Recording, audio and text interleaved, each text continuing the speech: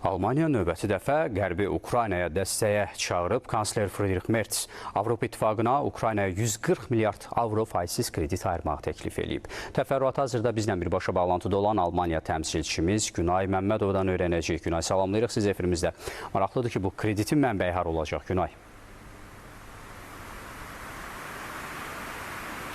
Elə kreditin mənbəyi məbləğdən daha çox maraq doğurub deyə bilərəm. Merz qeyd edir ki, Rusiya Mərkəzi Bankının dondurulmuş aktivlərindən istifadə edərək Ukraynaya 140 milyard avro faizsiz kredit verilməsini təklif edib. O vurğulayır ki, vəsait yalnız hərbi təchizat üçün nəzərdə tutulacaq və Ukrayna həmin kreditləri yalnız Rusiya təzminat ödədikdən sonra geri qaytaracaq.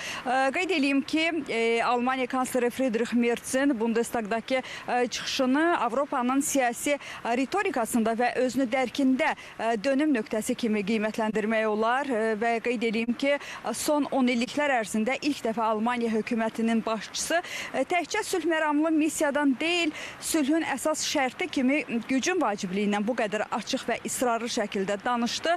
Merz Bundestagdakı çıxışı zamanı Avropanın hərbi gücünün artırılmasının vacibliyini vurğuladı.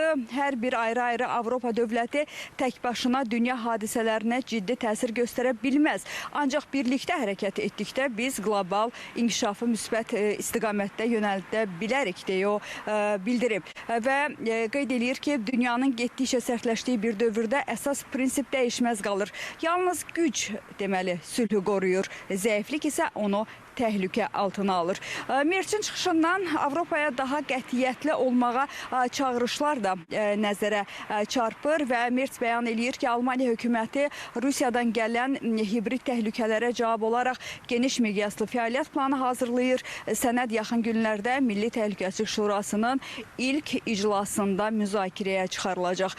Qeyd edeyim ki, kansler Rusiyanı, Almaniya və Avropanı sabotaj, casusluq, sui-qəsd, hücumlar və məqsəd yönlü dezinformasiya vasitəsilə destabilizə etməyə cəhddə itham edib və bildirib ki, Almaniya Rusiya prezidenti Vladimir Putinin başladığı çaşdırma ofensivasına qarşı müqavimət göstərəcək. Putin səhv hesablayıb. Biz qorxmayacağıq və müqavimət göstərəcəyik deyə kansler vurğulayıb. O həmçinin Ukraynanın deməli, igid müdafiə mübarizəsinə dəstəyin davam etdiriləcəyini bildirib və bu arada Avropa Şurası Rusiyaya təzyiqi artırmaq və onu sülh danışıqlarına cəlb etmək yollarını müzakirə edəcək.